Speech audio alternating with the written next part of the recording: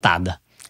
E eu sugiro usar algumas práticas pedagogicamente interessantes para o teu cérebro. E é isso que a neurociência faz, né? Legal. Essas práticas que ela desenvolveu… Conta aí as práticas Então vamos pra lá. gente. Então, nessa altura, a gente já pode pensar nisso. A posição que geralmente eu pratico, eu chamo de exercícios de pausa. Até para não confundir com meditação bíblica, que faz uma confusão na cabeça do cristão. Exercícios de pausa eu chamo de exercícios um termo de legal pausa. pra gente começar Perfeito. essa desaceleração. Isso. Como eu faço? Exercício de pausa. Pés inteiramente apoiados no chão. Eu que tenho a perninha curta, preciso sentar na pra ponta. gente é mais difícil, tem que baixar as cadeiras. Aí coloca o pé inteiro no chão. As mãos eu peço para apoiar aqui no joelho, na perna. Você fecha os olhos se você quiser. Se você não quiser, você abaixa o seu campo de visão num ponto ali. Inspira. Eu sinto os pés no chão. Expira. Eu sinto o meu quadril na cadeira. Aí, o primeiro passo é você observar o seu corpo. Tem algum ponto de tensão? Nessa hora, você pode explorar com as mãos. Você pode ir passando a mão no seu rosto, percebendo como é que tá a tua mandíbula. Você pode perceber como é que tá o teu pescoço. Você vai se percebendo. O que teu corpo tá te dizendo agora? Que dor que você não reparou? E se tem dor, se tem vermelho, o convite é, cuida do vermelho. Por quê? Porque o vermelho, ele desativa o azul. Então, se você vai trabalhar, dar entrevista com o vermelho, voltando ali pro ponto, minha entrevista não vai ser boa. Não vou falar com você tudo que o Espírito quer que eu fale. Eu atrapalho os planos de Deus pra minha vida. Ou eu me torno um instrumento de Deus ineficaz. E aí, depois que a gente percebe o corpo, nós vamos pro pensamento. Aí vai. É quando você para ouvir o pensamento, a gente chama de macacos mentais. Você vai escutar. Marina, você tá falando rápido demais. Marina, você tá esquecendo de falar tal coisa. Será que tá bom? Macacos, porque eles ficam pulando de galho em galho. Exatamente. E o nosso objetivo aqui não é matar macaco. Porque quando a gente tenta matar, eles se tornam… Mas não dá pra matar macaco. O nosso objetivo aqui é fazer eles pularem menos. E depois que você observa os seus pensamentos, aí o terceiro passo. Eu até, às vezes, peço para colocar a mão aqui, apertar, porque essa região é uma região onde a emoção pega. A gente sente batimento cardíaco, se a mão tá fria. A respiração. Ó, minha mão tá um pouquinho fria aqui. Aí você sente… O que eu tô sentindo? Medo? Medo de falhar nessa entrevista? Pode ser? Não tô, mas poderia ser. Se eu não tivesse pausado, eu acho que eu estaria, entende? Como é que eu tô sentindo? Tristeza? Desespero? Quem tá nos ouvindo e tá tendo crise de ansiedade, é muito bonito. Realmente, hoje, eu agradeço a Deus pela minha crise. Porque a crise mudou não só a minha vida, mas a do meu esposo também.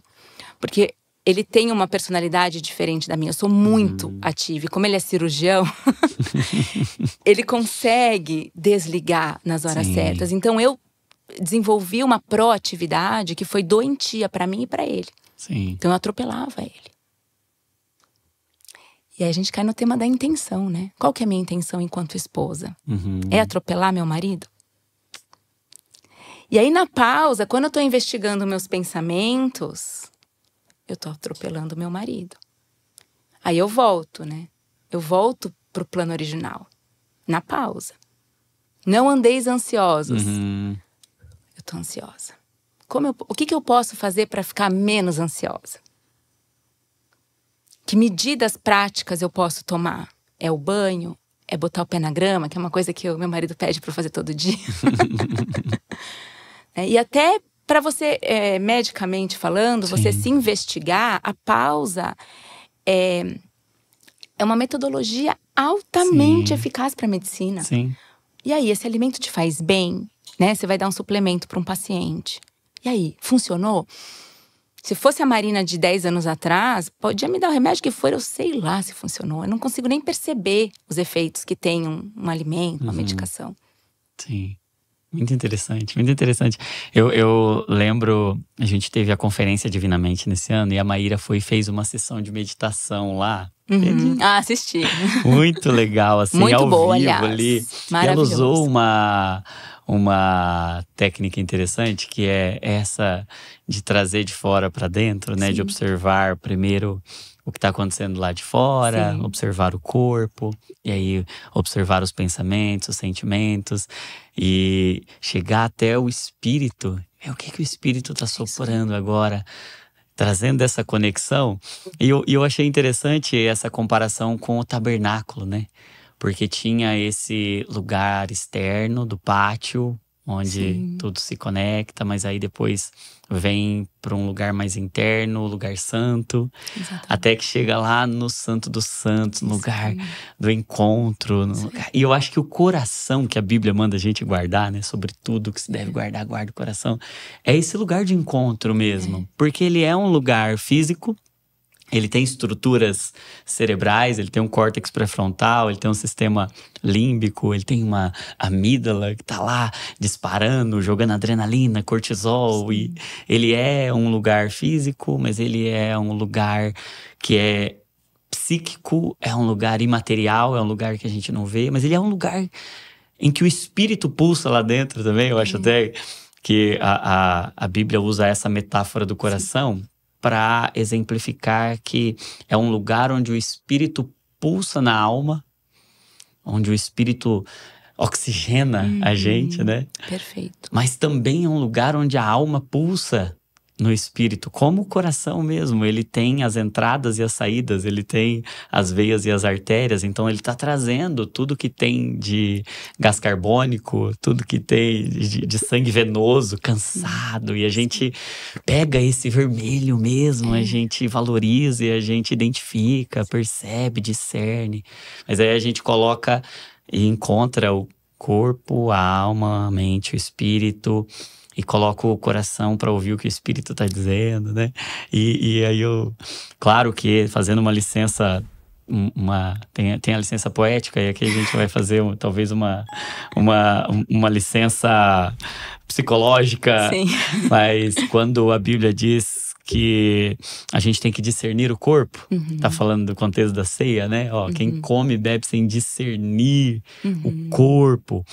Eu acho que o princípio se aplica também a esse discernimento do nosso corpo, que é o que essa pausa proporciona. Peraí, vamos discernir o que está acontecendo aqui no corpo, né? Vamos discernir como é que o meu corpo tá, vamos discernir que tipo de pensamento eu tô tendo, que tipo de sentimentos, que tipo de emoções eu tô sentindo agora, e o que o Espírito tem a dizer para cada uma delas, né? Eu gosto de dizer que a gente tem que pregar o evangelho para cada uma das nossas emoções. E não apenas o evangelho no dia que a gente crê, e aí eu levantei a mão e agora eu creio no evangelho. Não, cada célula minha, cada pedacinho meu precisa ser exposto ao evangelho. E como eu vou fazer isso, né? Trazendo que parte tá vermelha agora? Qual é o vermelho que precisa ser exposto agora, identificado, acolhido, precisa ser tratado com compaixão, porque esse é o caminho dos milagres de Jesus. Jesus, sempre antes de curar alguém, o sentimento que o movia era a compaixão. Como é que a gente quer viver cura sem se expor ao sentimento que movia Cristo, que é a compaixão, né? E a compaixão